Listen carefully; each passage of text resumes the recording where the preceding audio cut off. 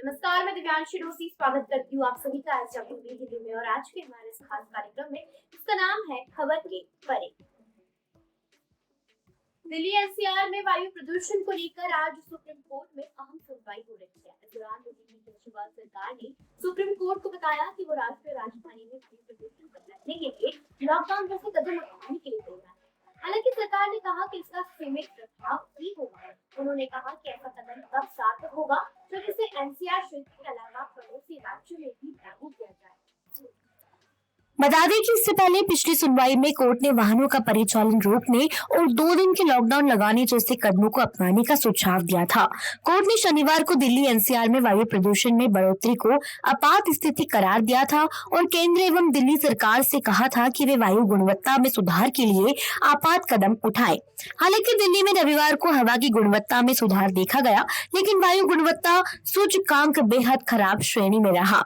पिछली सुनवाई में प्रधान न्यायाधीश न्यायमूर्ति एन.वी. रमन की अध्यक्षता वाली पीठ ने कहा कि प्रदूषण की स्थिति इतनी खराब है कि लोग अपने घरों के भीतर मास्क पहन रहे हैं। इस पीठ में न्यायमूर्ति डी.वाई. चंद्रचूड़ और न्यायमूर्ति सूर्यकांत भी शामिल थे। पीठ ने कहा कि वायु प्रदूषण के लिए सिर्फ पराली जलाए जाने को वजह बताना सही नहीं है। इसके लिए वाहनों से होने वाला उत्सर्जन, पटाखे और धूल जैसे अन्य कारक भी जिम्मेदार हैं। पीठ ने कहा, हर किसी को किसानों को जिम्मेदार ठहराने की धुन सवार है। 70% पहले दिल्ली के लोगों को नियंत्रित होने दीजिए। पटाखों, वाहनों से होने वाले प्रदूषण आदि को रोकने के लिए प्रभावी तंत्र कहाँ है? शीर्ष अदालत ने कहा, हम समझते हैं कि कुछ प्रतिशत पराली जलाने की वजह से है, बाकी पटाखों, वाहनों से होने वाले प्रदूषण, उद्योगों, धूल आदि का प्रदूषण है। आप हमें बताएं कि दिल्ली में वायु गुणवत्ता सूचकांक 500 से 200 पर कैसे लेकर आएंगे? 2 दिन के लॉकडाउन जैसे कुछ तत्कालिक कदम उठाए। शीर्ष अदालत ने केंद्र से सोमवार तक जवाब देने को कहा था। कोर्ट ने इस तथ्य का भी संज्ञान लिया कि राष्ट्रीय राजधानी में स्कूल खुल गए हैं और प्रशासन ने कहा कि वाहनों को रोकने या लॉकडाउन लगाने जैसे कदम तत्काल उठाए जाएं। केंद्र सरकार की तरफ से पैरवी कर रहे सॉलिसिटर जनरल तुषार मेहता ने कहा कि जब पंजाब में पराली जलाई जा रही है और राज्य को इसे लेकर कुछ करना होगा। पीठ ने कहा, आपका मतलब यह लगता है कि सिर्फ किसान जिम्मेदार हैं? दिल्ली में प्रदूषण को नियंत्रित करने से जुड़े कदमों का क्या है? मेहता ने स्पष्ट किया कि उनका कहने का मतलब यह नहीं है कि सिर्फ किसान जिम्मेदार हैं।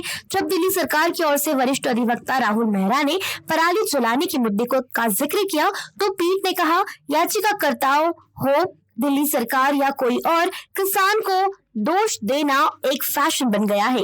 क्या आपने देखा है कि कैसे दिल्ली में पिछले 7 दिनों से कैसे पटाखे फोड़े जा रहे हैं? दिल्ली पुलिस क्या कर रही थी? शीर्ष अदालत पर्यावरण कार्यकर्ता आदित्य दुबे और कानून के छात्र अमन बंका द्वारा दायर एक याचिका पर सुनवाई कर रही थी, जिन्होंने छोटे और सीमांत किसानों को मुफ्त में पराली हटाने वाली मशीन उपलब्ध कराने का निर्देश देने की मांग की है। मंत्रिपरिषद की औपचारिक बैठकों के बाद सरकार के काम में गति लाने के लिए महत्वपूर्ण फैसले किए गए।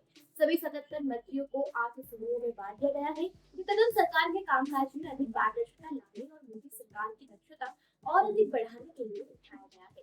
सरकारी सूत्रों ने यह जानकारी दी। सूत्रों के अनुसार मंत्रियों को 8 समूह में बांटने का फैसला मंत्रिपरिषद की 5 बैठकों के बाद किया गया। इस चिंतन शिविर का नाम दिया गया है। इस बैठक की अध्यक्षता प्रधानमंत्री नरेंद्र मोदी खुद करेंगे। जानकारी के मुताबिक प्रत्येक बैठक अनौपचारिक ढंग से आयोजित की गई और करीब 5 घंटे तक चली। इन बैठकों में विचारों का अनौपचारिक रूप से आदान प्रदान हुआ। कुल 5 अलग अलग सत्र आयोजित किए गए थे। व्यक्तिगत दक्षता, केंद्रीय क्रियान्वयन, मंत्रालय का कामकाज और हितधारकों के साथ मिलकर काम करना इनके विषय रहे। एक बैठक का विषय पार्टी के साथ तालमेल तथा प्रभावी संवाद का भी था, ताकि केंद्र सरकार की प्रमुख योजनाओं के क्रियान्वयन में सरकार और पार्टी एक साथ कदम ताल कर सके। 5वें अंतिम सत्र का विषय संसदीय कामकाज था, जिसमें लोकसभा अध्यक्ष ओम बिरला और राज्यसभा के सभापति एम वेंकैया नायडू शामिल हुए।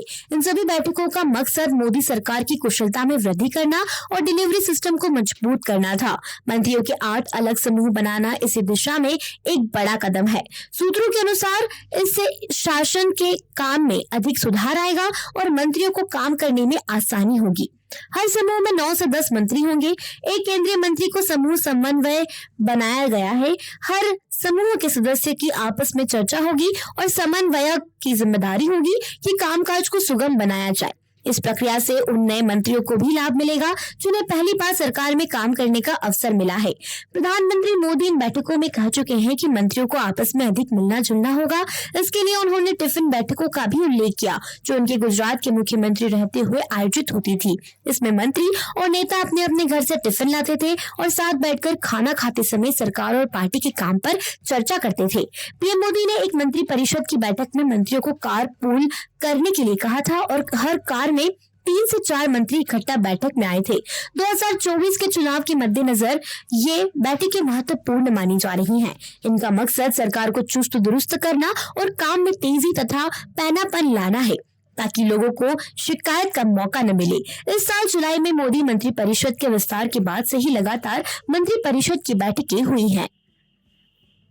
देश दुनिया की ऐसी खबरों को जानने के लिए देखते रहें ऐसा सब्सक्राइब जरूर करें, वीडियो को लाइक जरूर करें, कमेंट करें, शेयर करें।